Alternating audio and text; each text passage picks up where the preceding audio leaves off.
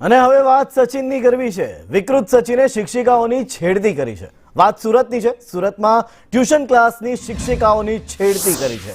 વિકૃત સચિન જાહેરમાં અશ્લીલ હરકતો કરતો હતો। એ વિકૃત મોઢે માસ્ક, માથે ટોપી પહેરીને ફરતો હતો।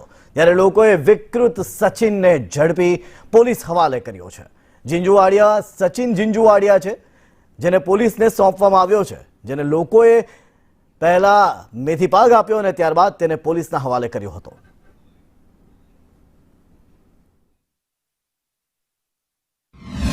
સુરતના જહાંગીરપુરા પોલીસ સ્ટેશનના ઝાપટામાં ઉભેલો દેખાતો ઇસમનું નામ છે સચિન। આ સચિન છે જે ટ્યુશન ક્લાસીસે જતી શિક્ષિકાઓને છેડતી કરતો હતો એવી ફરિયાદના અંદર ઉલ્લેખ કરવામાં આવ્યો છે। મહત્વની વાત છે કે પોતે મોટરસાયકલ ઉપર આવતો હતો આ વિકૃત હરકતો કરનારો એ યુવકનું નામ પોલીસ ચોપડે સચિન પ્રહલાદભાઈ ઝીંઝુવાડિયા હોવાનું બહાર આવ્યું છે। જે શિક્ષિકાના પિતા છે તેમને કંટ્રોલને કોલ કરી દીધો હતો અને જહાંગીરપુરા પોલીસ મથકના મોબાઈલ વાન પણ ત્યાં પહોંચી હતી અને સચિન ઝીંઝુવાડિયાને જે સિંગરપોળમાં કોઝવે પાસે સુમન નિસર્ગ આવાસમાં રહેતો છે, સાથે સુરેન્દ્રનગરના દાદરા તાલુકાના જેસરા ગામનો વતની સચિન સામે ફરિયાદ નોંધવામાં આવી હતી। મહત્વની વાત છે કે આ યુવક જે હાલ તમને દેખાઈ રહ્યો છે ટીવીની સ્ક્રીનના ઉપર, એ મોઢે માસ્ક, માથે ટોપી પહેરીને ફરતો હતો અને અશ્લીલ હરકતો કરતો હતો।